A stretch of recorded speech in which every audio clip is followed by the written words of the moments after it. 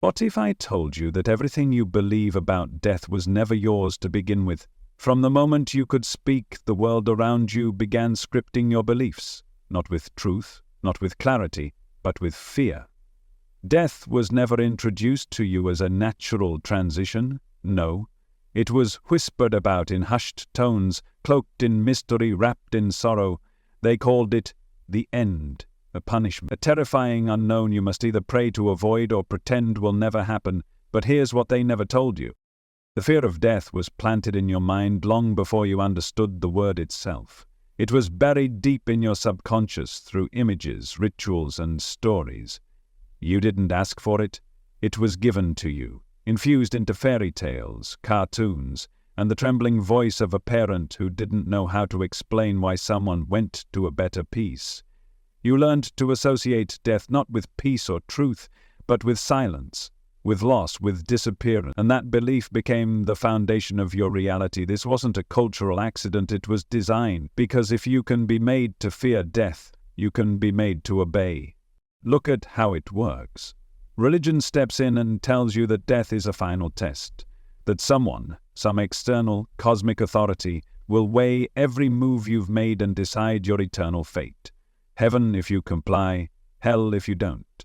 Eternal bliss or eternal torment, all hinging on obedience to a system of rules you never wrote, never questioned, and were told not to question. Governments offer their own version, wrapped in flags and laws they promise to keep you safe, from violence, from disease, from the inevitable. But that safety always comes with a price. Your freedom, your submission, your agreement to live a certain way, act a certain way, die a certain way. And just like religion, the state builds its control on the foundation of death. Without us, they say, you will suffer, you might die, and so you fall in line, not because you're weak, but because you were never given another map. Science, too, plays its role, the most cunning of all, not by offering fear, but by offering finality. It tells you that death is the end, a cold biological shutdown. You're a machine, a brain, a body. When the wiring fails, so do you. There's no continuation, no essence, no meaning, just void, nothingness. And so, you're taught to live in fear of the clock, measuring your value in hours, your legacy in accomplishments, your identity in flesh and neurons. But ask yourself this: who benefits when you believe that? Who gains when you see yourself as small, fragile, temporary? The truth is, they all do. A person afraid of death is easy to manipulate, easy to sell to, easy to rule, easy to silence. Because if your life is all you have, and if death is the end of everything, then you'll do anything to protect what little time you believe you've been given. You'll buy the pills, obey the rules, kneel at the altar. You'll live for safety, not truth, for comfort, not freedom. And they know this. That's why the idea of death was never left up to you. That's why you were taught what to believe, long before you could think for yourself. Go back and trace the breadcrumbs. They were always there. Children's stories where bad people die in punishment, cartoon villains who vanish into flames, funerals whispered through tears and silence, never clarity. Phrases like, "They're gone forever," and "We'll never see them again," not because that's the truth, but because that's the story that keeps the system running. Fear became the lens, and once that lens is installed, it filters everything. You stop asking what death is and start asking how to avoid it. You stop seeking understanding and start clinging to protection. And here's the trap: you never question who gave you that lens in the first place. Because the lens feels real. It feels natural. You grow up thinking it's just the way life is. But what if it's not? What if it's a construct, a manipulation so deep it became invisible? You have to understand something most people never even consider.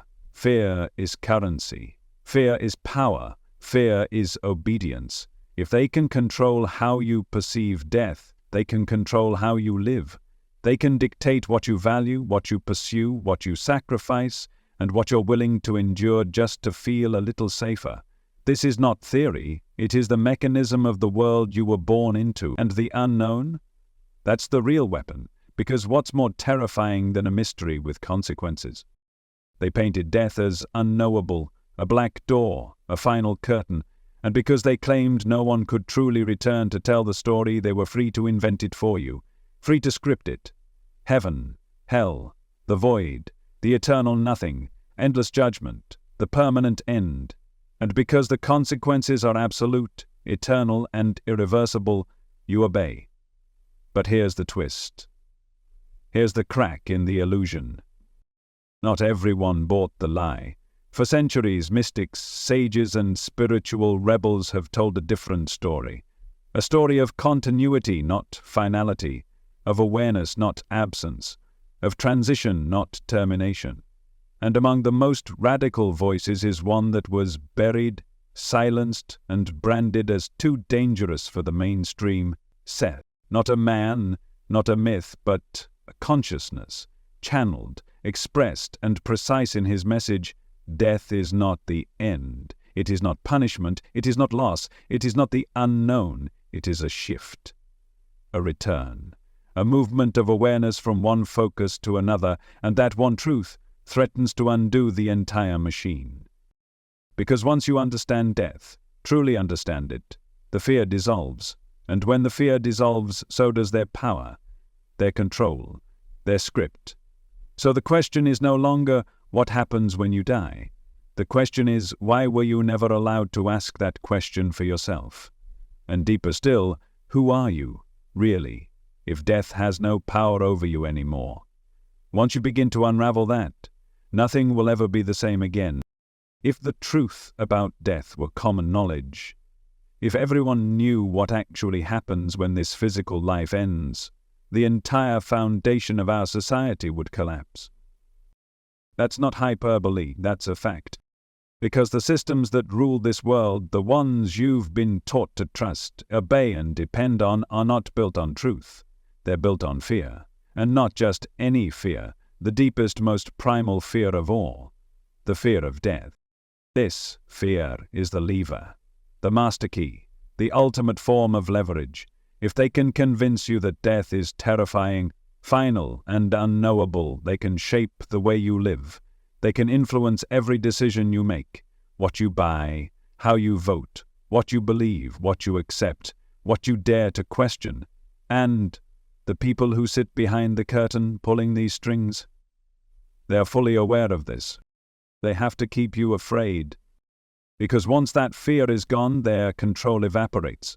You become ungovernable, not in the sense of chaos, but in the sense of sovereignty.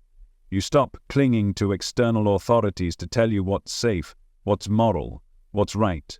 You begin to listen inward instead, and that, to them, is dangerous.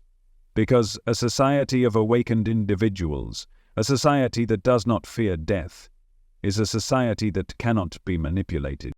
Think about the architecture of the world around you. Everywhere you look, it's engineered to protect you from danger.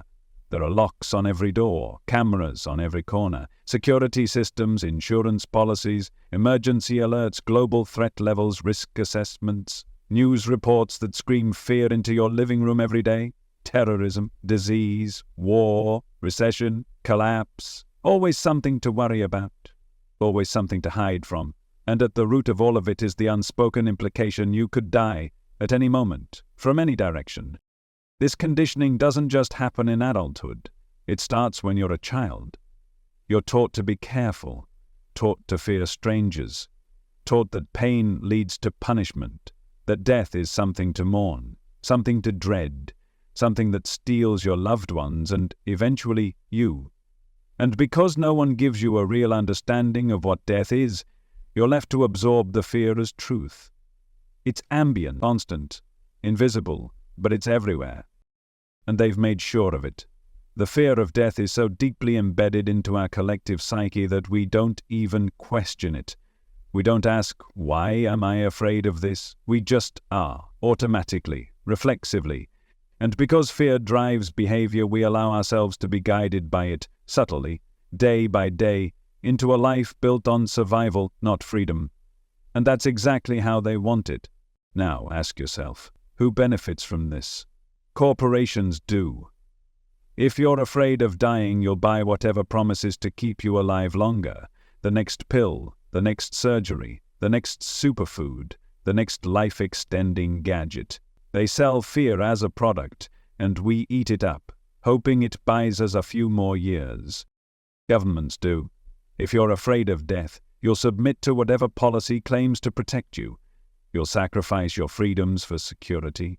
You'll comply with surveillance, curfews, restrictions, mandates. You won't question authority because your deepest instinct is whispering, obey, stay safe. Religious institutions do. If you're terrified of what happens after death, you'll look to them for salvation. You'll follow doctrines, recite prayers, attend services. You'll pay for your place in heaven because the alternative they offer is hell. And who would risk that? Even science, despite its noble pursuit of truth, has been hijacked by the same fear, not because the data demands it, but because the funding does. The institutions do. They avoid exploring consciousness beyond the brain, avoid acknowledging near-death experiences or reincarnation studies, because doing so would disrupt the materialist worldview. And the materialist worldview? It's very profitable. It keeps you focused on the body, on time, on aging, on decay, on everything that screams, you're running out. That's the currency of fear, urgency, panic, scarcity. And that's how they keep you small. Because when you're small, you don't dream big, you don't resist, you don't step out of line. You stay locked inside the box they built for you. You wake up, you work, you pay your bills, you follow the rules. You entertain yourself with shallow pleasures and temporary distractions, hoping to forget that time is running out. They've given you just enough comfort to keep you compliant, but not enough clarity to wake you up. This is the machinery of control, and death, the idea of it, the distortion of it, is its cornerstone. Now imagine what happens when you remove that fear. Imagine what changes when you understand that death is not the end, that your consciousness continues, that your essence was never tied to your body, that the truth about death isn't terrifying, but liberating. What happens then? You stop chasing survival. You stop living like a victim. You stop bending the knee to systems that promise protection in exchange for your freedom. You begin to trust your own guidance. You begin to ask questions they never wanted you to ask. Why am I here? Who benefits from my fear? What if? I don't need saving. That kind of person can't be controlled. And that's what they fear most, because the world, as it is, this society built around safety, security, and fear, cannot exist without your consent. It only works because you believe you need it, because you've been convinced that freedom is dangerous, that thinking for yourself is risky, that truth is threatening. But none of that is real. It's conditioning. It's programming. And once you see it for what it is, you can't unsee it. Look around. The world doesn't worship truth. It worships safety. But safety is not freedom. Safety is not clarity. Safety is not peace. True peace comes from understanding, not from avoiding.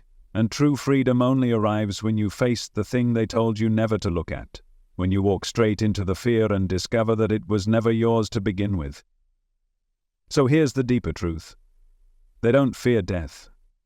They fear you understanding death. Because once you do, you become something they can't handle. Unafraid, unattached, awake. And when enough people reach that state, the system collapses. Not through violence, but through irrelevance. It stops working because no one believes in it anymore. That's the real revolution. Not in the streets, but in your consciousness. And it begins the moment you realize that the fear they gave you was never protection, it was a cage. And death? Death was never the enemy, it was the key. Seth was never a man in the traditional sense. He had no body, no birth certificate, no nation to call his own, and yet his voice shook the foundations of modern thought. He didn't emerge from a temple, a monastery, or an elite university. He arrived through a woman sitting at her kitchen table in Elmira, New York. Jane Roberts. A poet and fiction writer by trade, Jane had no intention of becoming the mouthpiece for one of the most profound consciousnesses ever recorded. But something began to happen, something undeniable. In 1963, what started as a routine evening with her husband, Robert Butts, turned into the beginning of a phenomenon that would span decades. Jane began to enter deep trance states and speak in a voice that wasn't hers, confident, precise, intelligent. This voice called itself Seth, and unlike vague spiritual jargon or cryptic symbolism, Seth delivered clear, detailed, radical teachings that challenged everything the modern world believed about reality, time, identity, and, most explosively, death. Seth explained that he was a non-physical entity, not a ghost, not a demon, not an alien, but a conscious being who had moved beyond the need for physical form and now communicated from what he called a non-physical plane of existence. He wasn't here to convert anyone. He wasn't preaching salvation. He was offering truth, a truth so deep and so destabilizing that once you truly heard it, your understanding of yourself, your life, and your death would never be the same. Seth spoke of death, not as an end, but as a shift, a smooth transition, a refocusing of consciousness. He said the body was not who you are, merely the tool you use, that your soul isn't judged, punished, or lost, but continues in full awareness, and not just into a blank void, but into vibrant, structured realms of creation that match your own beliefs, emotions, and energy. In Seth's words, you are a multi-dimensional being, eternal, sovereign, and creating your experience across multiple levels of reality. To the awakened mind, this sounds like liberation. To the systems built on control, it was a threat. Because Seth didn't stop at explaining death, he explained reality itself. He said the world you experience is not objective. It is a co-creation between your consciousness and the collective field. That time is not linear, that your thoughts shape your body, that belief structures form societies, that your identity is not fixed, it is fluid, expansive, chosen. In other words, you are not a passive participant in this life. You are the architect. And here's why that message had to be silenced. If you are the architect, then you do not need the priest, the politician, or the professor to tell you who you are. If you create your own reality, then you are not a victim of fate, class, karma, or genetics. If you understand that death is not an ending, but a doorway, then you do not fear it. And if you do not fear it, you cannot be manipulated by it. That kind of thinking unravels the world they built for you. It tears down the justifications for war, for poverty, for suffering. It removes the justification for the state to monitor your every move, for your safety. It obliterates the notion that salvation must be bought, earned, or given by an external authority. If you are already eternal, already divine, already powerful, then the middlemen of control lose their function. And so Seth had to be ignored, ridiculed, pushed to the margins. Mainstream science called it pseudoscience. Religion called it heresy. Media called it interesting but unprovable. And academia? They didn't even look. Because to look would mean to question the very foundation of materialism, of ego, of the rigid boundaries between life and death, self and other, real and unreal. But make no mistake, Seth's messages were not the vague musings of a deluded woman. These sessions were recorded, transcribed, analyzed. They filled over 20 volumes, each one rich with philosophical insight, psychological depth, and metaphysical precision. The material covered reincarnation, probable realities, the nature of the soul, dream states, health, multidimensional identity, and yes, what actually happens when you die. And what happens, according to Seth, is nothing to be feared. You don't vanish. You don't lose yourself. You don't face judgment from an almighty figure sitting on a golden throne. You expand. You remember. You continue. You enter into realms shaped by your own consciousness, your own expectations. You reunite with a broader version of yourself, often called the higher self. You become aware of other lives you've lived, other versions of you still existing, still exploring. This is not fantasy, it is coherence, it is clarity, and this clarity is exactly what the system cannot allow. Because clarity breeds sovereignty. and sovereignty breaks control. Imagine a world where people no longer feared death, where funerals became celebrations of transition instead of rituals of mourning, where life wasn't lived in quiet desperation but in radical freedom, where individuals trusted their own inner wisdom over external rules, where institutions became obsolete not through violence but through irrelevance. That is the world Seth pointed toward. That is the world that terrified those in power. So they buried it.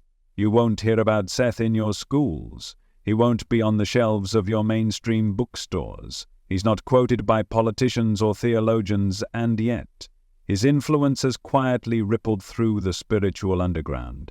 His ideas have been echoed by thousands of other voices, from mystics to channelers to physicists exploring the nature of consciousness. But few dare to trace those ideas back to their source, because acknowledging Seth means acknowledging what we've denied for too long, that we are not prisoners of this world. We are the dreamers of it. That is why he was silenced, because he reminded you of what you already know, but were trained to forget. That you are infinite, that you cannot die, that your fear has been fabricated, and that the moment you realize this, not intellectually but experientially, the walls begin to crumble, the script begins to fall apart, the illusion starts to fade. Seth wasn't just sharing knowledge, he was handing you the key to your own prison. The question is, now that you're holding it, what will you do? You've been told that death is the end, that the moment your heart stops, you vanish, a flicker of light snuffed out by forces beyond your control. But that's not what Seth revealed. And once you truly understand what he said, everything you believe about death and life begins to unravel. According to Seth, death is not a collapse. It's not destruction, it's not final, it's not even an event in the way you've been taught to understand events. Death, in its truest sense, is simply a shift in your point of focus, a transition, a change in perspective. Just as you fall asleep each night and wake up in a dream, only to return again to your waking world, death is another kind of waking. A reorientation of awareness. You do not cease, you refocus. Your consciousness doesn't shatter, fade, or disappear. It continues uninterrupted, in a different mode of experience. The same you that looks through your eyes now will still be there, aware, lucid, awake, but no longer tethered to the physical body. The experience is seamless, like stepping through a doorway into another room. The scenery changes, but you remain. That's what they never told you. You've been taught to associate your existence entirely with your body, your memories, your identity, your presence, all tied to a fragile structure of flesh and blood. And because of this, death seems like annihilation. The body fails, so you assume you fail. But the body was never the source of you. It was the receiver, the vessel. Seth described it as an instrument your consciousness plays through for a time. When the instrument wears out, the musician does not end. The music simply shifts form. You've heard this in whispers from mystics and sages throughout history, that you are not your body, not your mind, not even your name. Seth put it plainly. You are a multidimensional being, and your consciousness is never truly localized. You are never wholly in your body. You merely focus through it. You experience the world of matter through a lens of form. And when that lens drops away, you don't disappear, you see more. You remember more. You become more. Seth compared the death experience to changing the channel on a television. The signal, the consciousness, doesn't vanish, only the screen changes, only the mode of reception shifts. Your attention lifts from the physical and settles into a new frequency, a broader one, a more responsive one, a reality where thoughts shape environment instantly, where beliefs generate surroundings, where your inner world is mirrored outward. And here's the part that might surprise you. When this shift occurs, most people don't even realize at first that they died. That's how smooth the transition is. Because you are still you still think, you still feel, you still remember. The surroundings change, yes, but your sense of identity, that core I am, remains whole. There is no moment of disintegration, no falling into blackness, no sudden erasure, just continuity. You awaken, often in an environment that feels familiar. Sometimes it's a version of your favorite place on earth, a childhood home, a peaceful landscape, a garden you once imagined.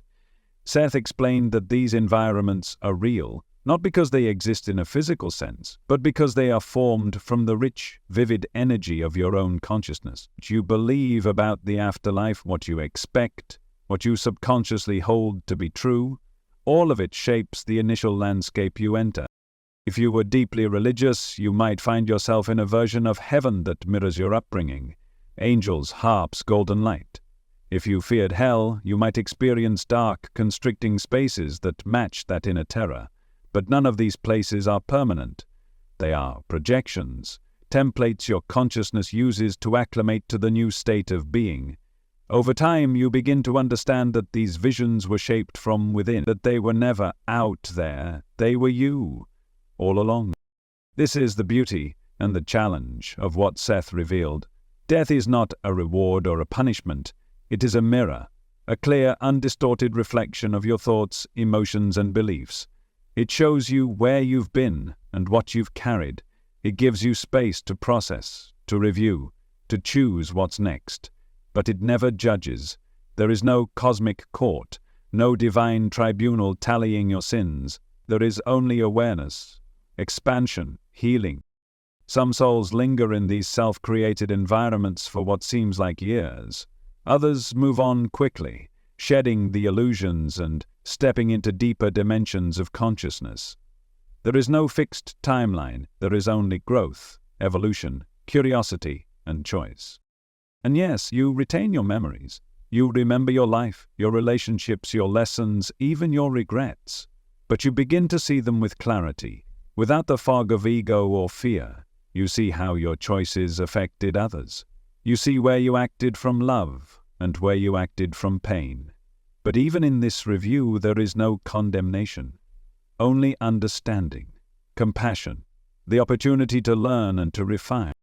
What's most liberating about Seth's message is that you are never alone in this transition. Guides meet you, not distant, untouchable deities, but beings of great love and patience. Sometimes they appear as family members, sometimes as strangers, sometimes as pure presence. Their role is not to dictate, but to assist, to help you navigate this new reality at your own pace, to remind you of who you truly are, something the physical world often made you forget. Seth also emphasized that no two death experiences are the same, because no two people carry the same consciousness. Your death is as unique as your fingerprint. It matches your vibration, your readiness, your level of awareness. It unfolds in harmony with your essence. There is no universal script, no one-size-fits-all afterlife. Just as you shape your waking reality, so too do you shape your post-physical journey. And here's what changes everything. Once you know this, truly know it, your fear of death begins to dissolve. You stop seeing it as a thief and begin to understand it as a return, not a regression, but an expansion. Not a tragedy, but a transformation, a lifting of the veil.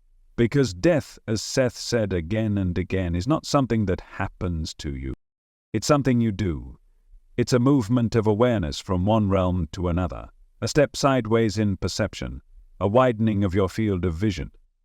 The real you, the eternal you, doesn't die. It simply continues, exploring new aspects of itself, returning to deeper truths, remembering its vastness. You are not waiting for some final judgment. You are not hurtling toward oblivion. You are not a candle in the wind. You are consciousness, and consciousness does not end. You are the dreamer, not the dream, the soul, not the shell, the light, not the lamp. And when your body breathes its last breath, you will still be here, clear, aware, whole. You may look around in wonder. You may laugh in recognition. You may even whisper to yourself, "So this is what it always was." And the only real question will be, now that you're free from the illusion, what will you choose to explore next? You've been taught to identify yourself with your body, to believe that the outline of your skin defines the edge of who you are. that your face, your voice, your DNA are what make you you. But that belief is the first illusion. It's the cornerstone of the great misunderstanding. Because you were never your body, you were simply in it. Briefly, temporarily, experiencing life through it, like a passenger looking through the window of a moving train. Seth made this clear. The body is not the driver, it's the vehicle, an instrument, finely tuned to navigate this particular plane of physical reality, a receiver and transmitter. A complex biological suit that your consciousness uses to experience form, sensation, and time, but it is not the source of your thoughts, not the origin of your awareness. It is not you. This may feel hard to grasp at first. After all, when you look in the mirror, it's the body you see. When you feel pain, it's the body that reacts. Your heart races, your skin trembles, your lungs expand and contract. It's convincing it's illusion that you are what you inhabit.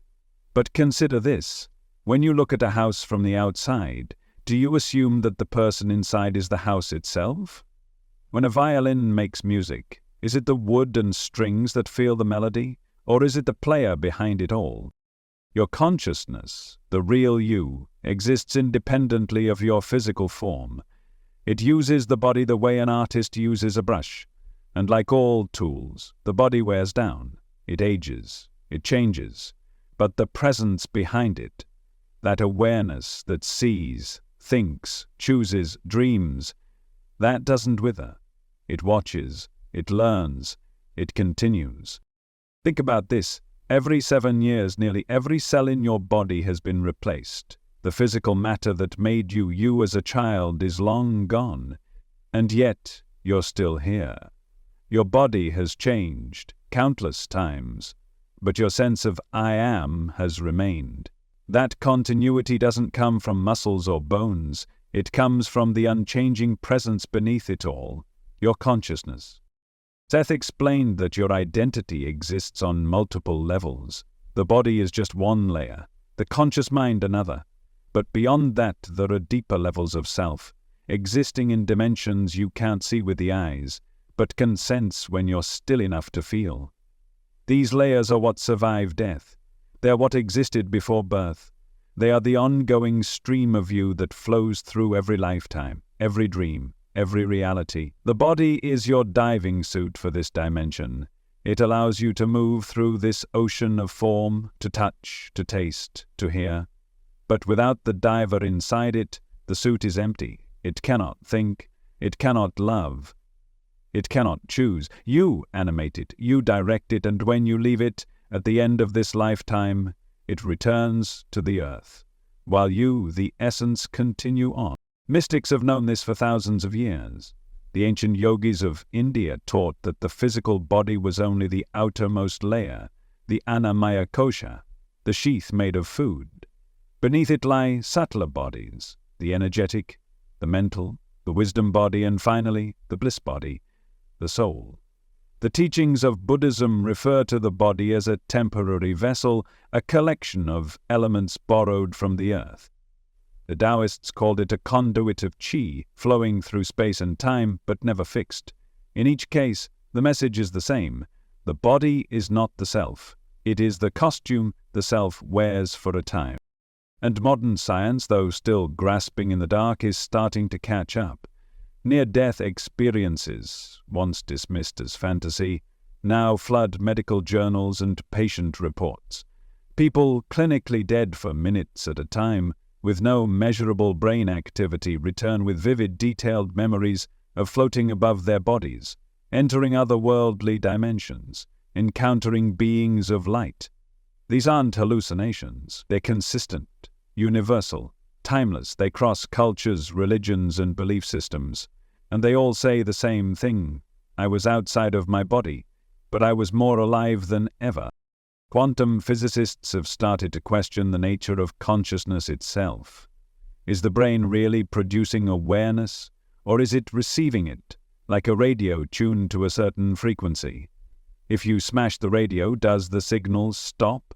No, it's still there. The device is broken, but the source remains.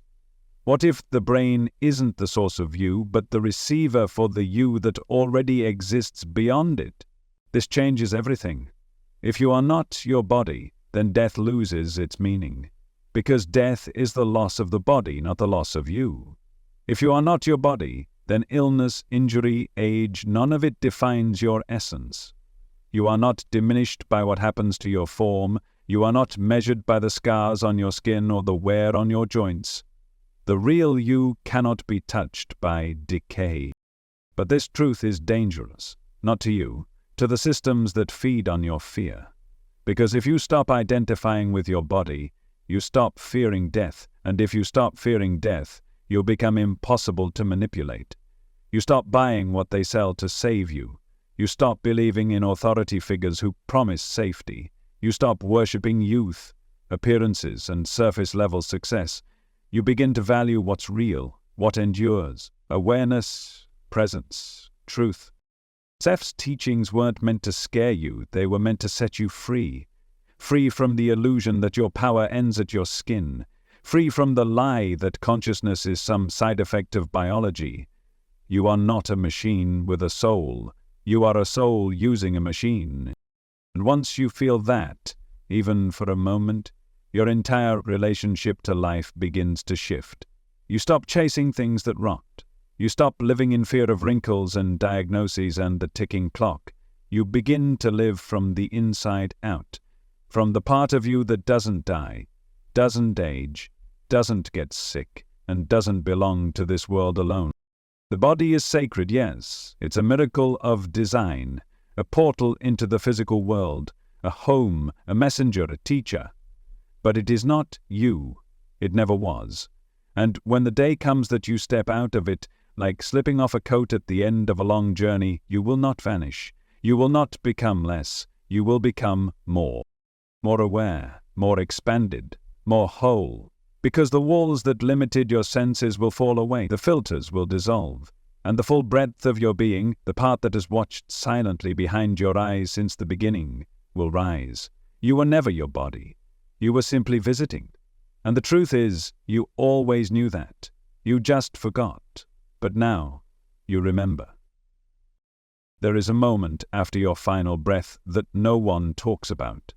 Not in the way Seth described it. It's not dramatic, it's not chaotic, it's not filled with thunder or flames or angels pulling you skyward. It is quiet, intimate, strangely familiar, a stillness that settles into your awareness, not like sleep, but like a gentle remembering. The body exhales, and then you are simply elsewhere. Not vanished, not erased, just repositioned. Seth was clear. Death is not a rupture, it's a seamless pivot of attention, like turning your head to see something that was always there but just out of view. One moment you're focused through the lens of your physical senses, the next those senses begin to dissolve and a new clarity takes their place. You still think, you still observe, you still exist. But the rules begin to change. Time stretches, space bends.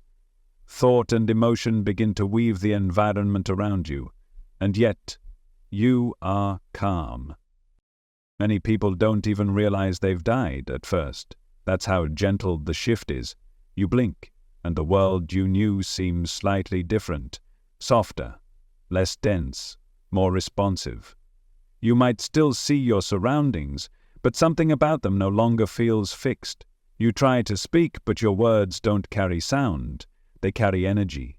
You feel lighter but more real. You look down for your body and find a version of it there, luminous and weightless, as if sculpted from light itself. This is not imagination, it's not a hallucination, it's the first layer of your transition. Seth described it as an intermediate realm, a bridge space, where thought creates form, and your beliefs begin to echo around you in ways that feel external even though they're emerging from within you. You may be greeted by loved ones, by guides, by figures you once worshipped or trusted. Are they real? Yes. But not in the way the physical world defines real. They are manifestations of energy, consciousness, and relationship. Some are fragments of your own greater self. Some are entities who have walked this path many times and simply come to offer comfort, guidance, orientation. You may see a home not because there's real architecture floating in some non-physical sky, but because your mind is creating an anchor, a setting you can relate to. If you died expecting clouds and harps, you might get them. If you feared judgment, you might find yourself in a courtroom. But these are not ultimate truths. They are mirrors, projections of your inner landscape rendered outward in real time. Seth made this clear: the after-death reality you first enter is shaped by what you carried with you, not in your pockets, but in your beliefs, your emotions, your expectations. If you believed in hell, you might see one, not as a punishment inflicted upon you, but as a vibrational echo of fear, guilt, and internalized judgment playing out before you. It will feel real because you are real. But as your awareness expands, the illusion thins. You begin to realize that no external judge arrived, that no sentence was passed, that you are in the middle of your own reflection, a moving portrait shaped by everything you believed to be true about life, self, and the divine. This is the crux of Seth's teaching. Death doesn't liberate you from your consciousness, it immerses you deeper into it. Whatever was unconscious in life becomes visible. Whatever was unresolved begins to surface. You are surrounded not by punishment or reward, but by a direct experience of your own vibrational signature. And the moment you recognize this, you begin to choose. You choose what to release, what to transform, where to go next. Time in this realm is fluid. Moments stretch or collapse depending on your focus. For some, the passage through this intermediate zone is brief. They understand quickly, release their attachments, and move into higher states of clarity. For others, it may feel longer. They may loop through old thought patterns, replay memories, revisit emotional pain. But always, they are in the company of help. There is no abandonment, no isolation, only the process of unfolding. You may undergo what some traditions call a life review. Though it's nothing like a movie screening judged by an external force, it's a multi-dimensional reliving, not only from your perspective, but from the perspectives of those you impacted. You feel the love you gave, the pain you caused, the intentions you carried behind every action, not to shame you, not to weigh you down, but to help you integrate what was unhealed, to understand what remained unconscious, to bring compassion where there was confusion. Seth explained that this is not about morality, it's about alignment. Your soul is not interested in punishment or reward, it is interested in expansion, growth, integration. Every experience, even the ones you judged as mistakes, is used as raw material for understanding. There is no hellfire, there is no final exam, there is only you, meeting yourself in layers you had forgotten. And yet, even in this deep internal realm, you are not alone. Souls moving through similar frequencies are often drawn together. You may find yourself in a landscape of rest, a place that mirrors nature, light, water, not because these things exist there in a physical sense, but because they are symbolic of harmony, restoration, peace. These environments arise from collective resonance, the shared emotional tones of groups of souls processing, learning, remembering. You may encounter teachers, not authoritarian figures, but loving presences who offer insight, tools, and perspectives. They do not command, they do not demand, they assist. They reflect. They remind you of what you already know but forgot while immersed in the density of physical incarnation. There is no rush here, no pressure. Some souls choose to linger in these realms, savoring the lightness, reconnecting with soul families, creating new experiences, even constructing temporary realities for exploration, because creativity does not end with death, it deepens. Consciousness continues to express, to imagine, to design. Eventually a choice arises. Some choose to reincarnate, others choose to explore non-physical dimensions. Some remain in teaching roles, others dissolve temporarily into broader layers of their own being. There is no script, no single path, only infinite possibilities. each one shaped by your own will, your own readiness, your own resonance. This is the mechanics of the after-death transition as Seth revealed it. Not a dogma, not a system of judgment, but a process of refocusing, a recentering in the truth of what you are. Consciousness, not limited, not local, not breakable. Death does not strip you of self, it amplifies it. Pulls back the veil. It shows you what you've been carrying all along. Not to condemn, but to liberate. And when you understand this, something inside you begins to loosen. The fear begins to fade. Because you see that there's no boogeyman waiting at the edge, no annihilation, no oblivion, only you, always you, evolving, expanding, returning. You were never meant to fear this, you were meant to remember it. After the physical body is released and the soul slips into the next dimension, what greets you isn't a fixed afterlife, waiting like some standardized room with a label above the door. What you enter is fluid, elastic, and intimately tied to your own consciousness. It is what Seth called a thought-responsive reality, a realm where your beliefs, expectations, and emotions shape what you see, feel, and experience in real time. At first, this can feel comforting. Imagine awakening in a field of soft light, the faces of loved ones smiling at you, the air humming with peace. For someone who spent a lifetime fearing death, the gentleness of this transition is like a balm. You don't immediately question it. Why would you? It feels good, it feels familiar. But over time, if you pay attention, you begin to notice something strange. This realm responds to you too perfectly. The grass bends when you feel calm. The sky reflects your moods. The very space around you shifts with your thoughts. This is not a place you enter. This is a place you generate. Seth explained that after death your consciousness enters a dimension where thought becomes environment. It's not symbolic. It's literal. Your beliefs about what death is, what God is, what the afterlife is. These create the scaffolding of your initial experience. And because most people don't realize this, they assume what they're experiencing is the afterlife, rather than their afterlife. If someone dies believing in a loving paradise, they may indeed find themselves in one. Rolling hills, music in the air, familiar faces, an afterlife pulled straight from their religious teachings or childhood dreams. But it's not permanent. It's not the final stop. It's a self-created pocket of reality designed to match their vibrational expectations, like a dream you step into and fully believe, until something reminds you it's a dream. Likewise, those who die gripped by fear, shame, or guilt may awaken into what feels like a personal hell, not because they're being punished, but because their consciousness is projecting unresolved trauma onto the canvas of this responsive realm. They might see flames, hear screams, or feel trapped in repetitive scenes that mimic their worst fears. These experiences are not judgments. They are mirrors. They reflect back what was buried in the psyche, now externalized in vivid detail. And here's where it gets profound and disturbing. Some souls get stuck. Not forever, not by force, but by belief.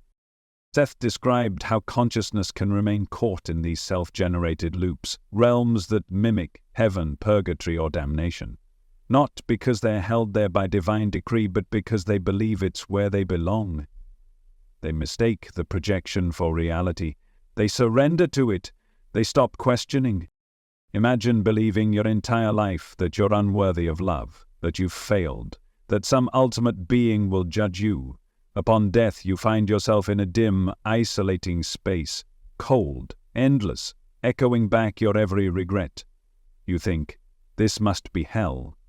And so it is. Not because someone put you there, but because you accept it as truth. Or perhaps you were devout, certain that heaven awaited. You awaken to golden gates, angelic choirs, eternal comfort. You feel safe, protected, fulfilled. But something begins to gnaw at you. A sense that everything is too still, too perfect. Nothing evolves.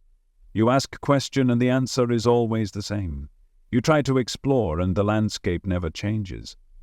Eventually you begin to wonder, am I in heaven or am I inside a dream of heaven? This is the subtle trap. The dream world of the afterlife is not meant to imprison, but without awareness it can become a spiritual echo chamber, a place where belief reinforces experience, and experience reinforces belief. Seth warned that unless you wake up inside the dream, you may never realize you're dreaming. And yet, there is no condemnation in this, no cruelty, only a system of perfect feedback. The after-death realms operate on resonance. What you emit, you experience. What you believe, you encounter. Not as a punishment, as a teaching. And when you begin to question, the dream begins to loosen. You notice that the environment shimmers when you shift your thoughts, that beings around you respond more to your emotions than your words. The time is non-linear, that places appear and vanish in rhythm with your attention. These are the signs, the clues that you're in a thought-responsive dimension, not a final destination, but a phase of realization. Once this awareness dawns, the soul begins to stabilize. It stops reacting. It starts creating consciously. The self expands. Memories return, not just from the recent life but from others. Not just of people but of states of being, higher knowledge, soul agreements. The landscape becomes more malleable, more transparent. The soul no longer clings to illusions, and so the realm transforms into something more fluid, more truthful, more aligned with its deeper essence. Seth emphasized that this process is not linear. There's no checklist, no schedule. Some souls awaken quickly, others need time to process, time to unlearn, time to heal. And because time itself is a product of consciousness in this realm, it bends to the needs of the soul. What feels like years may be moments. What seems like a flash may hold entire journeys. But no one is stuck forever. No soul is lost. Even in the densest dream worlds of fear or fantasy, there are gentle nudges. Beings of light appear, not to pull you out, but to remind you, you created this. You can step beyond it. Sometimes it's a symbol, a memory, a whisper. Other times it's a sudden realization, like a crack of lightning through the fog. And once that crack appears, the dream begins to dissolve. You step into a new layer, less reactive, more conscious. You begin to understand how powerful your thoughts truly are, not just in death, but in life. You see how you shaped your world while on earth, how belief sculpted your body, your relationships, your experiences. You begin to reclaim that power, not to manipulate, but to create with awareness. And that is the gift of the dream world. It shows you what you believe, it shows you what you carry, it shows you the mechanics of your own creation, and it does so without judgment. This is why Seth's teachings were so radical. He wasn't offering a dogma about the afterlife. He was revealing a model of consciousness that applies equally to life and death. That you are not a victim of unseen forces, that your mind is not just a tool, it is a projector. And whatever realm you enter, in life or beyond, it will reflect what you hold within. So the dream world is not the end. It is the beginning of awakening. And as you rise through its layers, not by force, but by clarity, you begin to remember what was always true. You are not here to be judged. You are not here to be saved. You are here to wake up. And even after death, the dream continues until you are ready to become the dreamer again. You don't leave everything behind when you die. You shed your body, yes. You step out of the physical form like slipping off a worn-out garment. But your thoughts, your patterns, your emotional imprints, they come with you. The beliefs you carried in life don't suddenly vanish when your heart stops beating. They follow you. They shape where you go next. They sculpt what you see, how you feel, and even what you think is possible in the after-death experience. This is what Seth revealed so clearly. Death is not a reset. It is a continuation. You bring your consciousness with you, and your consciousness, your beliefs, fears, assumptions, traumas, is the architect of your afterlife.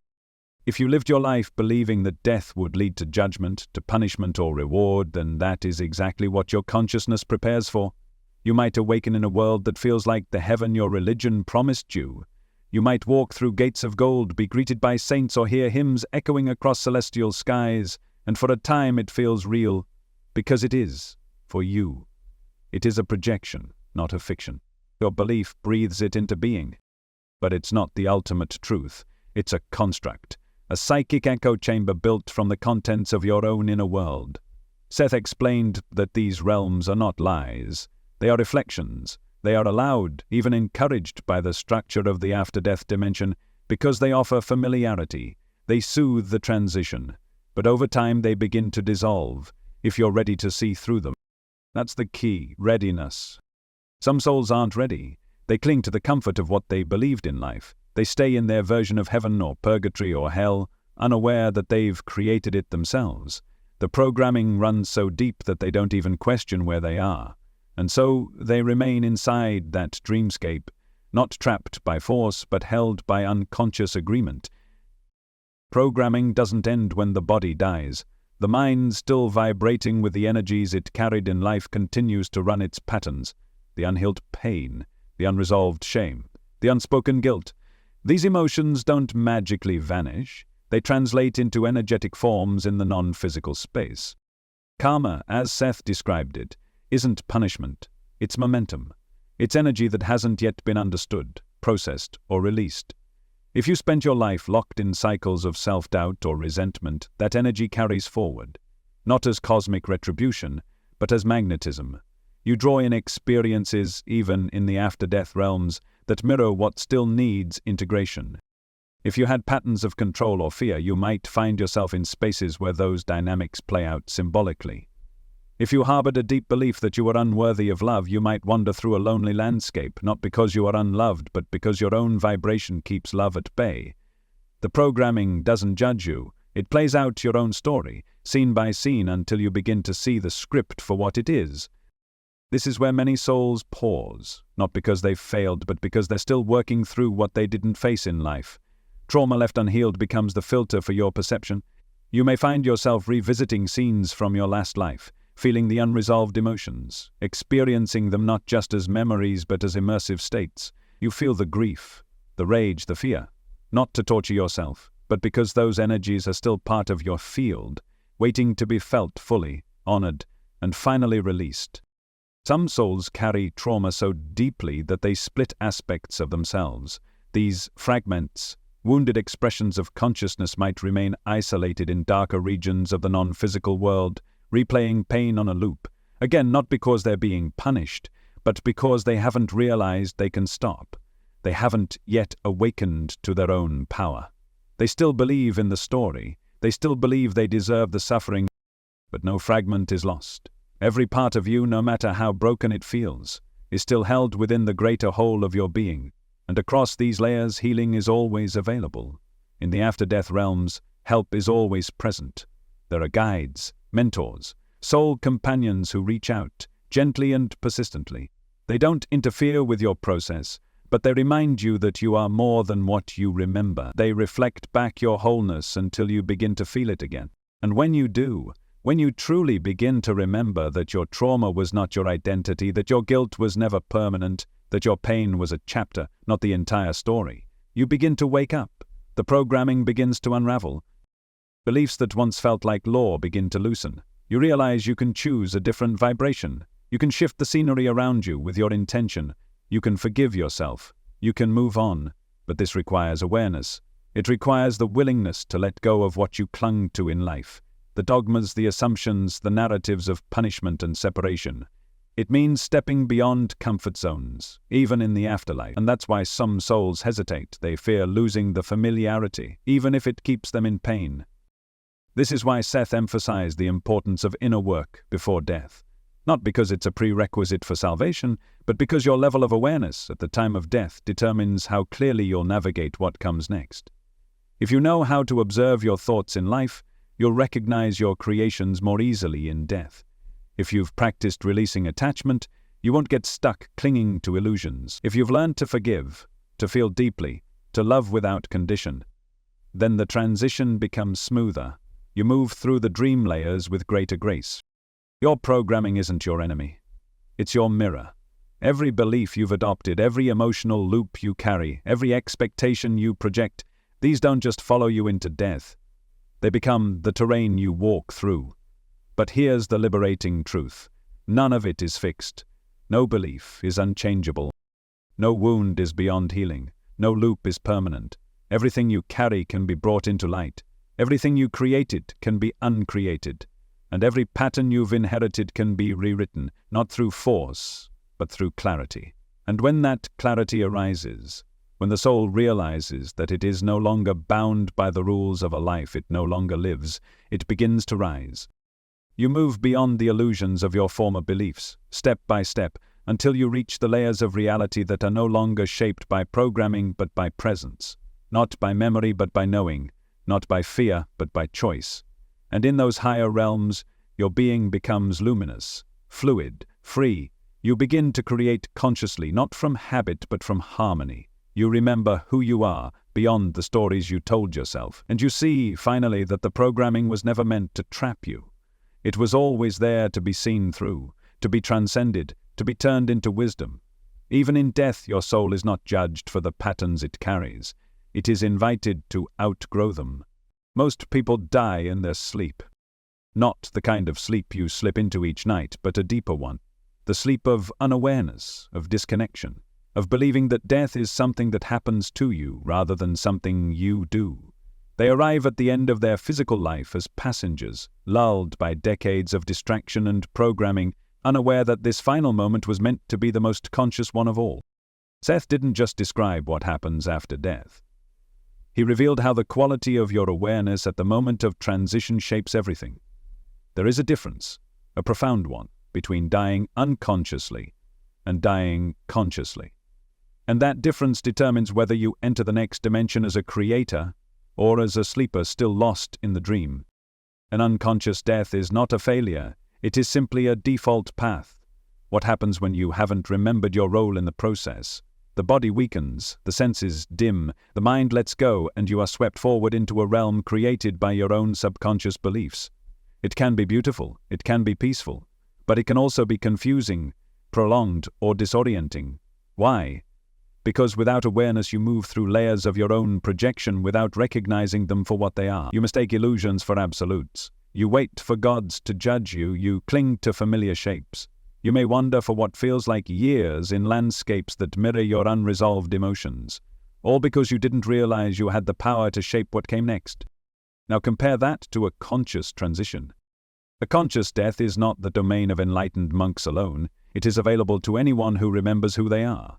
It means being present as you leave the body, not fighting, not retreating in fear, but opening, watching, choosing.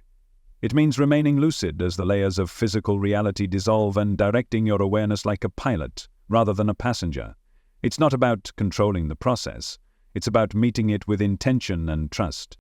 Ancient cultures knew this.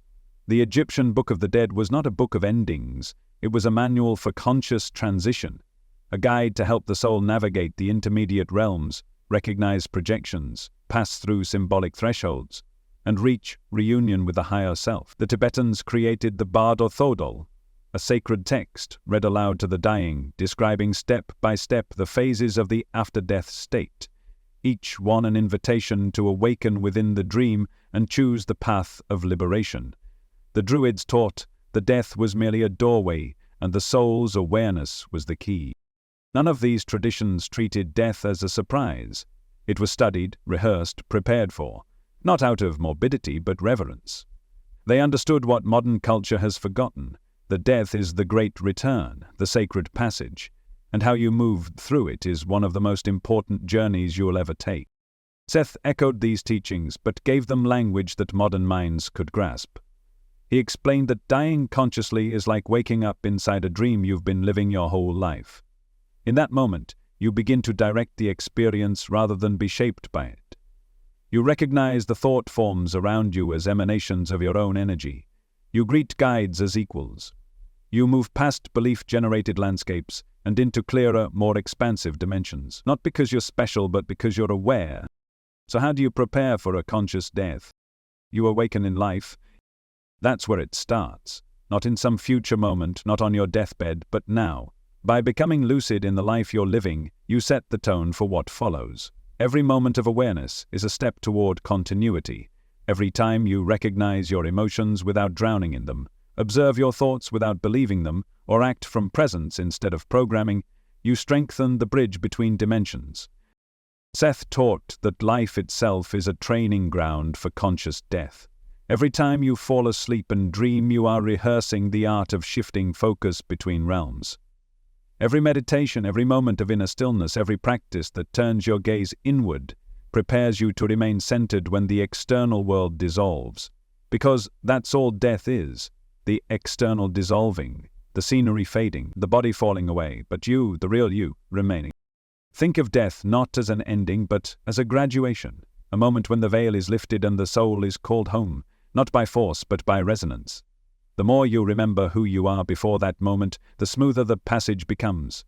Fear falls away. Resistance dissolves. You no longer grasp for permanence in a world that was never meant to last. You no longer fear what comes next, because you've already felt it, already glimpsed it, already begun to live from it. Preparing for conscious death is not about achieving perfection. It's about integration. It's about becoming whole, not by erasing your flaws, but by embracing them. It means clearing old karmic debris not to be good, but to travel lighter. It means examining your beliefs about death and dismantling those that are based in fear, shame, or unworthiness. It means asking yourself, what am I still afraid to let go of? What am I still holding onto that won't follow me anyway? Because the truth is, you don't take your possessions, you don't take your titles, you don't take your roles or masks. You take your consciousness, your vibration, your clarity, your love. That's it. And so every act of presence in life is a preparation. Every moment you choose love over fear, awareness over reaction, silence over noise, truth over comfort. You prepare, you build the muscle of remembrance. So when the time comes, you don't flinch, you don't forget. You flow. A conscious death is not reserved for saints. It is the birthright of anyone willing to wake up. And the more you reclaim this right, the more death transforms from a shadow into a doorway. Seth said that when you die consciously, you skip entire layers of confusion. You pass through belief-generated environments like a lucid dreamer moving through illusions. You remember your multi-dimensional nature quickly. You reconnect with your greater self and access realms that others might take what feels like years to reach. Because you are not waiting for something to happen, you are participating. And when you do this, when you cross that threshold with awareness, you don't just experience death differently, you experience life differently. You stop wasting time. You stop fearing change. You stop delaying your joy. You start living from your eternal self, not as an idea but as a presence. You realize that death is not the enemy. It is the final act of creation in this particular story, and you get to decide how that act unfolds. So the invitation is this: don't wait. Don't postpone your awakening until the end. Practice it now. Feel the illusion of separation dissolve while you're still breathing. Learn to hold space for your own death with reverence, curiosity, and peace. Not because you're eager for it to come, but because you're no longer afraid of what it means. And when the time comes, when the final breath is near, and the edges of this world begin to blur, you will not resist. You will remember. You will rise. You've been here before. Maybe you've felt it in a dream. A strange familiarity in a place you've never visited. A person's face that stirs emotion before a single word is spoken. A déjà vu so vivid it leaves you breathless. These aren't accidents. They are echoes, fragments, traces of lives you've lived before. Ones you don't consciously remember, but that still shape the rhythm of your current existence. Seth taught that death is not an end but a transition, and rebirth is not a commandment but a choice. At least it can be. The problem is, most people never make that choice consciously.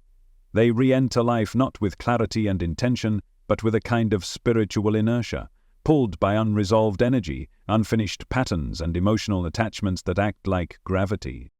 The cycle of rebirth is not punishment. It's not a sentence passed down by some divine judge, forcing you to repeat life until you get it right. That's a distortion, a leftover belief from centuries of fear-based religion.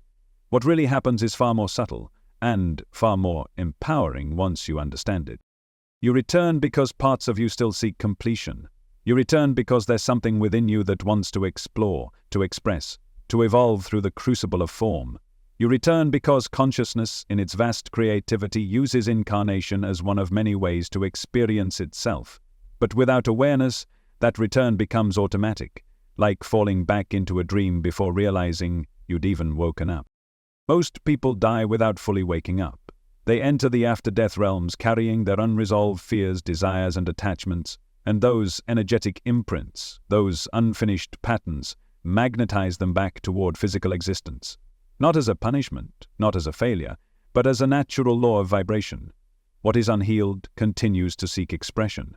What is misunderstood seeks resolution. It's not judgment, it's resonance. And because the soul is infinite, it doesn't resist this process, not at first. It understands the cycles, it embraces experience. But what begins as an opportunity can become a loop if awareness is not brought to it. Over time, the soul can become entangled in the wheel of birth and death, not because it's trapped, but because it forgets that it's free. This is the danger of compulsive re-entry. It's not evil, it's not painful in the way you might imagine, but it's unconscious. The soul slips back into form, carrying the momentum of the last life, its fears, its beliefs, its unresolved emotions.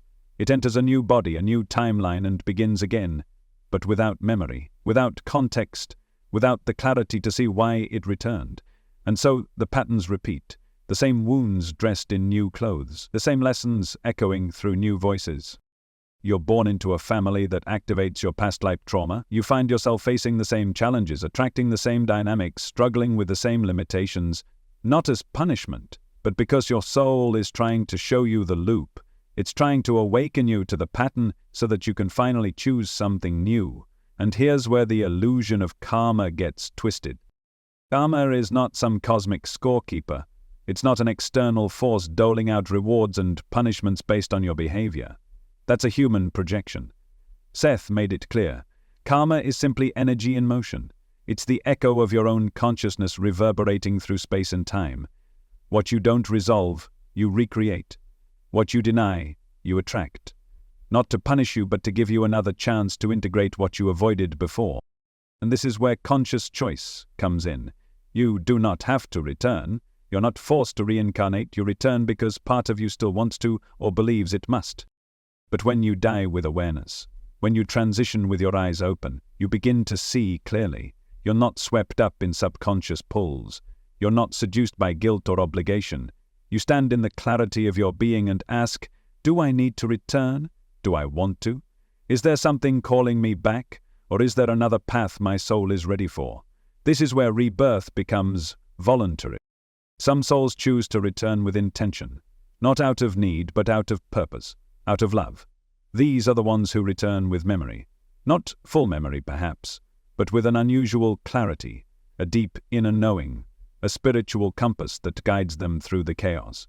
They may be born into challenge, not because they're being punished, but because they chose the density as a way to catalyze something greater. They came back on purpose and their life reflects that. But that's rare. Most return unconsciously, with veils intact. Not because they lack the ability, but because no one ever told them that memory could be carried through awareness, that death could be conscious, that rebirth could be a sovereign act rather than a reactive one. This is why spiritual work matters. Not because it earns you merit points, but because it prepares your soul for clarity. The more conscious you become in life, the more options you have in death.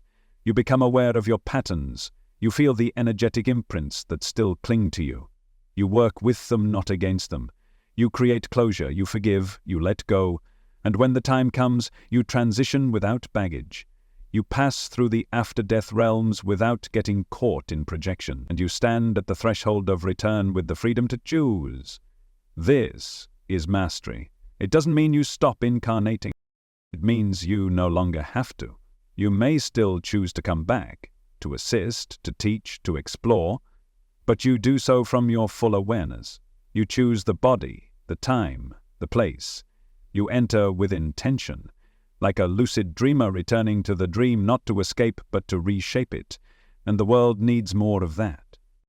Imagine a generation of souls born not out of karmic compulsion but conscious mission. Imagine children who arrive already awake, already connected, already carrying light into the density, not to suffer it but to transform it. This isn't fantasy, it's the future, if enough of us remember. Seth made one thing clear. The soul is never trapped, it is never bound. It simply forgets. And your job, in this life, and at the moment of death, is to remember.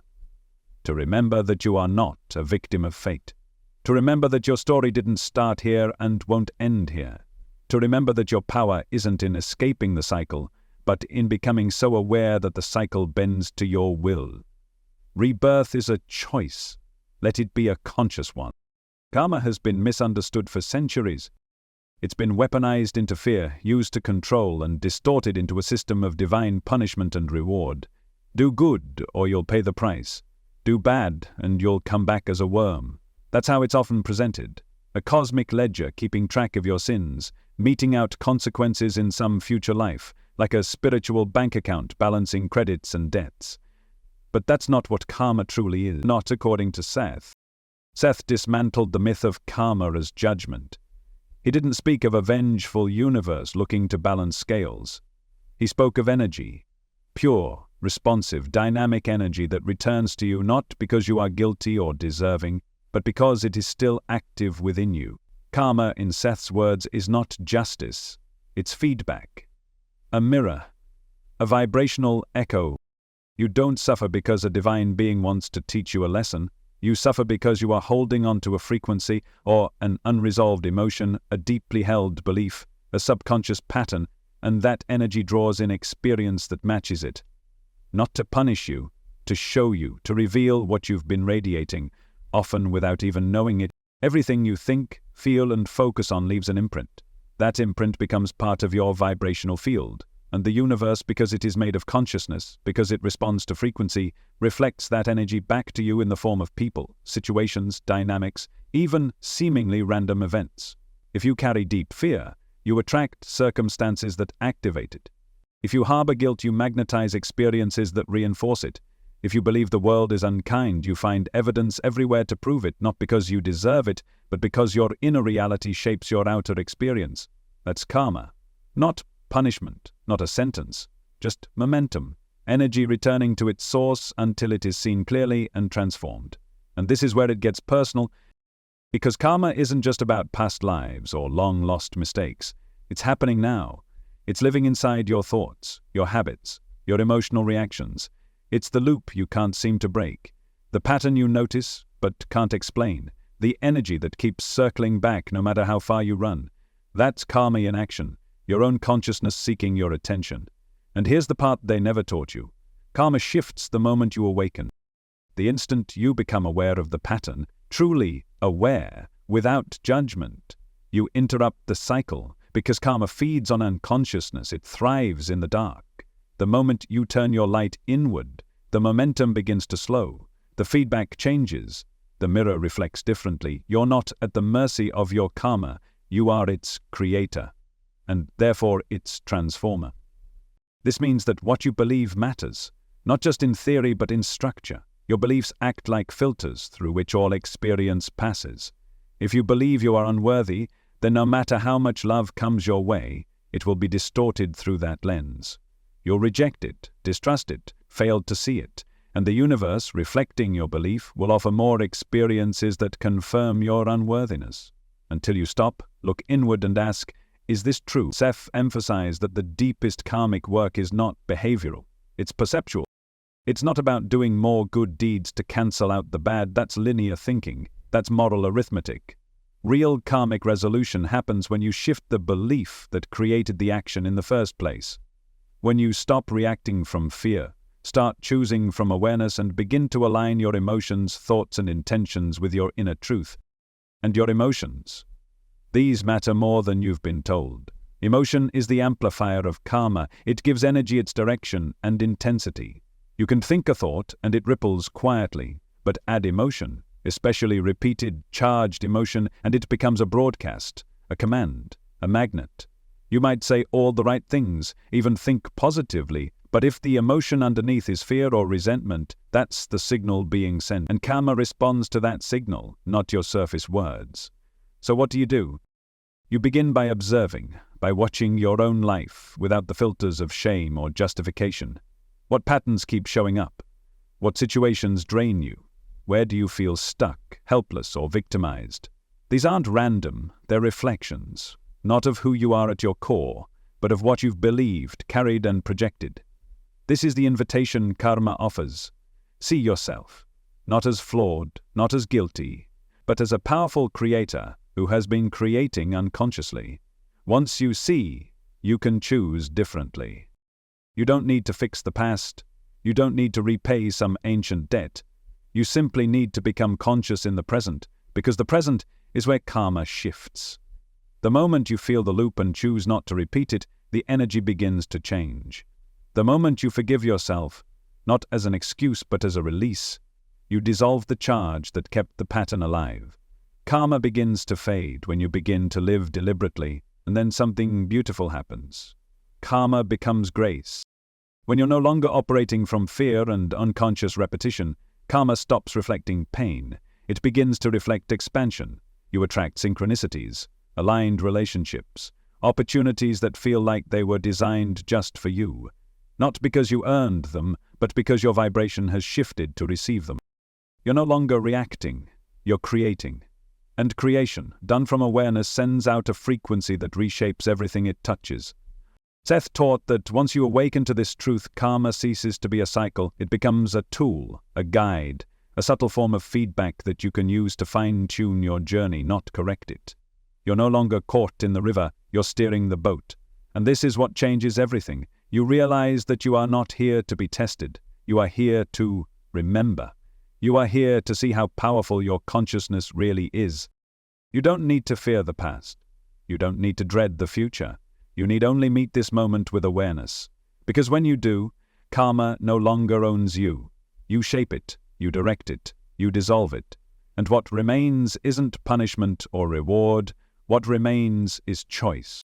A person who no longer fears death is a person who can no longer be owned. That's the secret they never wanted you to understand. From the time you were born, you were taught, covertly and overtly, to fear your ending.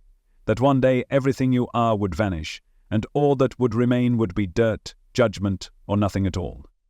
That fear wasn't just philosophical, it was strategic. Because a soul afraid of death will cling to safety. It will comply. It will bow to authority, follow the rules, and trade its freedom for the illusion of protection. But the moment you pierce through that lie, the moment you know, not just believe, that death is not the end but a shift, you become something the system can't handle. Sovereign. Seth understood this deeply. His words weren't just metaphysical insights.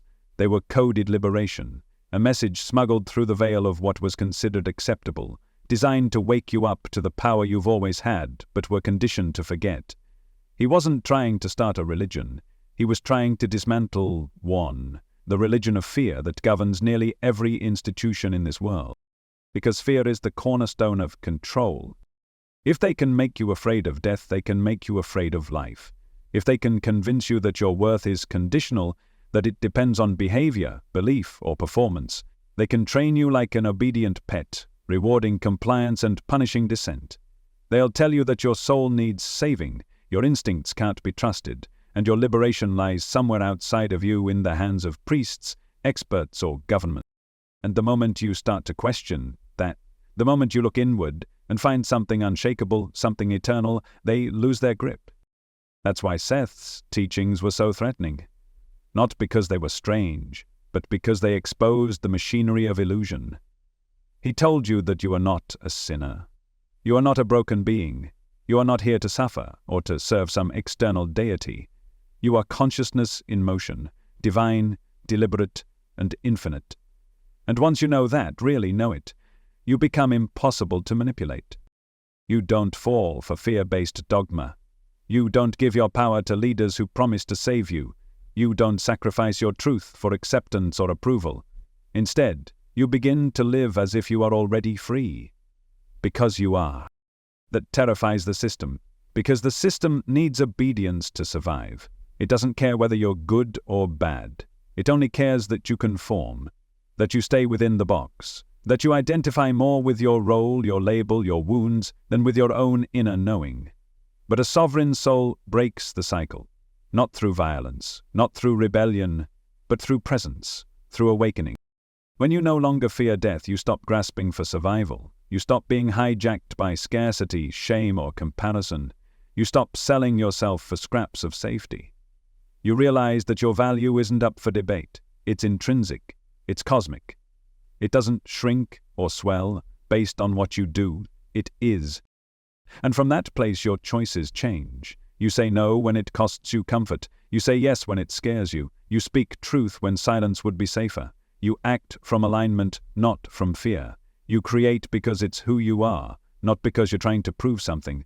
And that kind of living, that ungoverned, unapologetic, deeply awake living, is contagious. It ripples outward. It disrupts systems. It invites others to question what they've been told. It cracks the illusion of hierarchy. And that, more than anything, is what the system fears. Not revolution, but revelation. Not chaos, but clarity. Not war, but remembrance. Because once enough people remember who they are, the game is over. And this is exactly what Seth's work was designed to do. Not to lead a movement, but to activate a remembering. He gave you the tools, the language, the framework. He reminded you that reality is not fixed, it is malleable. That beliefs are not facts, they are lenses. That time, space, identity, even death are not absolutes, they are states of consciousness. You are not trapped in this world, you are participating in it, and that means you can change your experience, not by force, but by focus. This is why self-acknowledge is the most dangerous force on the planet. It doesn't shout, it doesn't fight, it simply sees clearly, and clarity dissolves illusion like sunlight burns fog. Once you realize that you are more than your body, more than your history, more than your programming, you start to operate differently. You begin to feel your own vibration. You begin to sense when something is true, not because someone told you, but because it resonates deep in your bones. And you begin to see the structures around you for what they are. Not absolute truths, but collective agreements, belief systems stacked like scaffolding around a sleeping giant. But that giant, has started to stir, and you can't go back. That's what makes sovereignty irreversible. Once you've touched your essence, once you've tasted the freedom that comes from knowing you are not here to be ruled, you lose interest in games of dominance. You stop chasing validation, you start creating reality from within. You become the authority in your own life, not in arrogance, but in alignment. Not to control others, but to finally stop being controlled. And from that place, even death becomes a doorway, not a threat. You don't cling to life from fear, and so you live more fully. You don't hoard experiences, you savor them. You don't fear loss, because you know nothing essential can ever be taken from you. The body may fall away, but what you are remains. That's the secret. That's what they hoped you'd never discover. But Seth told you, over and over, in different ways, through different lenses, he whispered it. You are eternal. You are safe. You are free. And the more you embody that truth, the more the external systems begin to crumble. Not from force, but from irrelevance. Because they no longer control you. And when enough people stop playing by the rules of fear, the whole illusion begins to collapse under its own weight. That's the system's greatest fear. Not death, not rebellion, but awakening. And it's happening right now, in you. You don't have to wait for death to wake up. You can awaken now, before the final breath, before the body grows still, before the veil lifts on its own. In fact, that's the entire point of being here. This life, this reality, this beautiful and brutal dream you're living, it isn't meant to distract you from what you are. It's meant to remind you. Every challenge, every joy, every loss and gain, they're all mirrors, reflecting back pieces of the truth you've been searching for outside of yourself. The truth is this: you've never been separate from the eternal, you've just been asleep to it. Waking up isn't a single moment, it's a process. It's remembering in waves, peeling back layers of falsehood, illusion, programming, until all that's left is you. Not the version of you that the world shaped, not the name, the job title, the story you tell, but the one underneath, the one who observes, the one who was never born and will never die. Seth taught that physical reality is a training ground for awakening, that death is not the end but a transition, and that you don't need to die to discover what you are. You need only shift your focus, reclaim your attention, become lucid within the illusion. You know how it feels when you're dreaming and suddenly you realize it? You don't wake up immediately, you just know it's a dream. And everything changes, the fear dissolves, the monsters lose their power, the rules bend to your will. That's what awakening is like in life. You don't leave the world, you just stop being at its mercy. You see through the game. You become the player instead of the piece. But to reach that clarity, you must begin where you are. Start with your breath. It is the most ancient portal, not just a biological function but a spiritual compass. It's always with you, always present, always now. The moment you stop and really feel it, not control it, not analyze it, just feel it. You come back to yourself. You land. You remember that you are not your thoughts, you are not your schedule, you are not the noise, you are the awareness witnessing all of it. Let that awareness grow. Turn your attention inward, not in escape, but in exploration. Sit in silence, not to empty your mind, but to hear what lives beneath the chatter. Notice the patterns of your thoughts, the places where fear hides, the voices that aren't even yours, but that you've mistaken for truth. Observe them without attachment. You are not here to fight your thoughts, you are here to see through them. Meditation is not about sitting in lotus position and achieving bliss. It's about reclaiming space within yourself. It's the act of remembering who's really in charge. Not the ego, not the narrative, but the still, timeless essence beneath it all. And from that stillness you begin to loosen your grip. The fears that once ruled you begin to fade, not because they're solved, but because they're seen. You no longer need to wrestle with your mortality because you start to feel, not just believe, but truly feel, that you are not your body, you are not your name, you are not even this life. You are the field of awareness within which this life unfolds, and the more you connect to that field, the less afraid you are of what comes after. Not because you've figured it's all out, but because you know, in your bones, that you'll still be you, just without the form, without the costume, without the temporary script. This is how you dissolve the fear of death, not by denying it, not by distracting yourself, but by moving toward it with curiosity, by sitting with it like a wise teacher and asking what it's here to show you. Death is not your enemy, it's your greatest mirror. It asks the most honest questions. What are you still holding on to?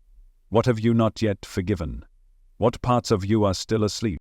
To awaken before death is to live as if you were already eternal, not recklessly, not carelessly, but with deep reverence.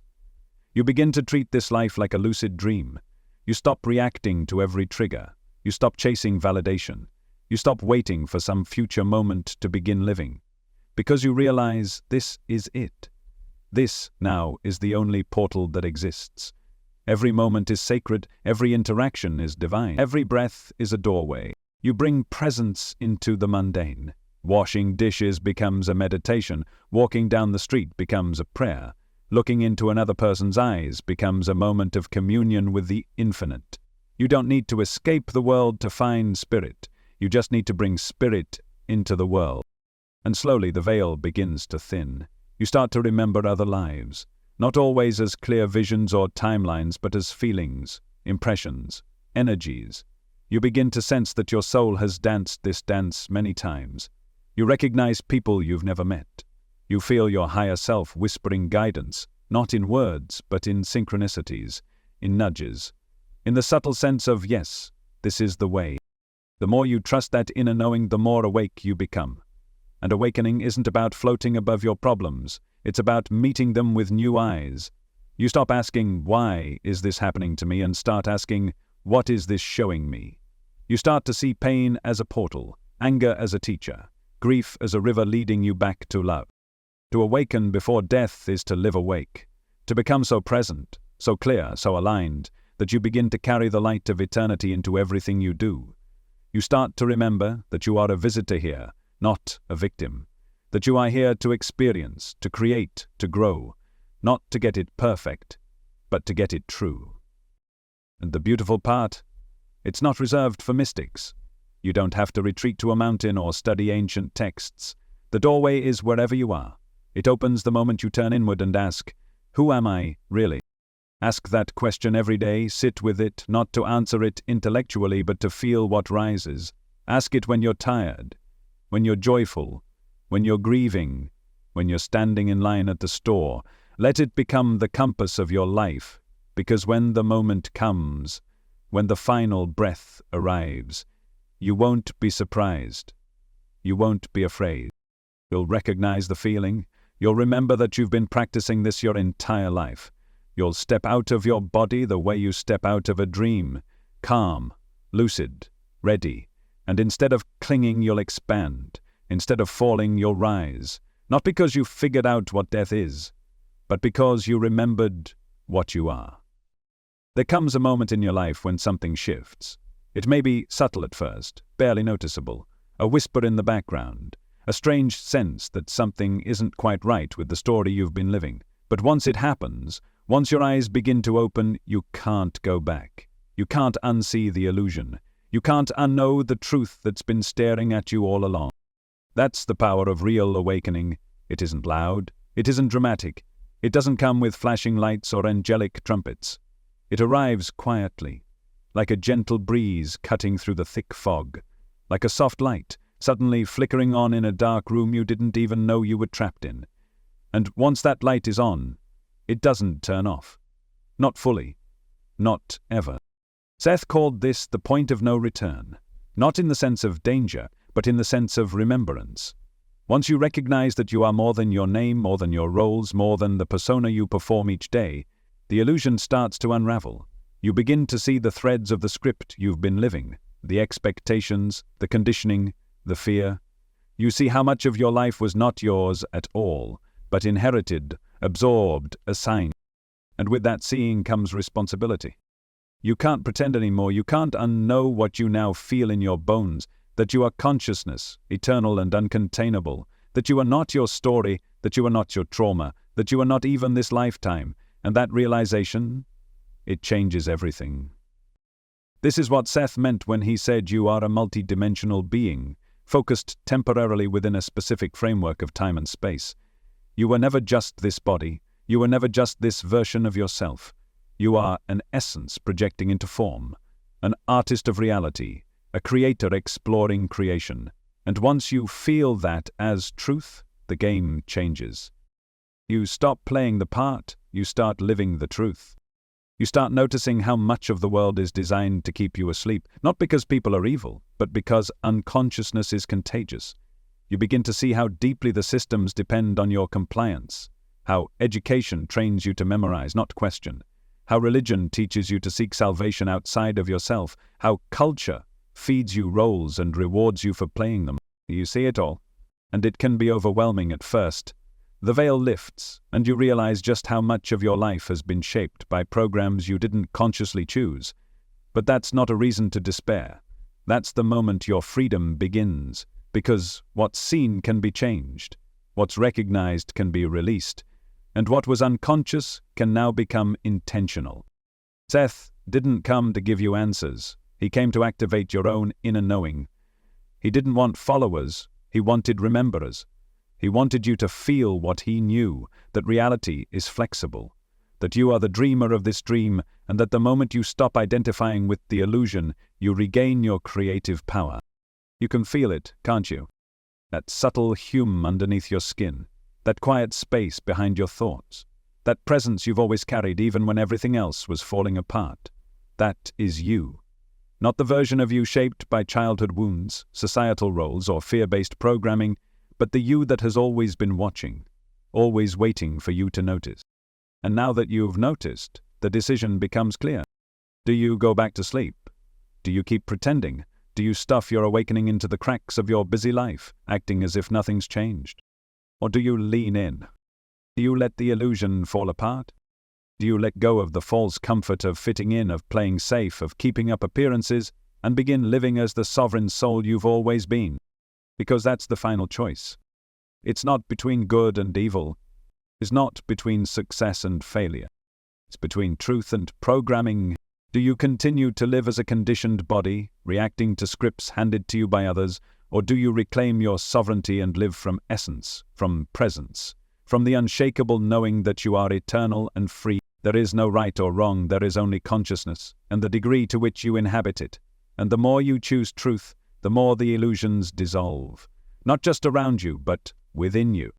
You'll notice the fear begin to fade, not all at once, but steadily. Because fear can't survive in the light of awareness. You'll feel less urgency, less need to prove yourself. You'll begin to trust your inner guidance more than external authority. You'll start creating, not from desperation, but from clarity. You'll be less reactive, more intentional, less driven by survival, more aligned with love.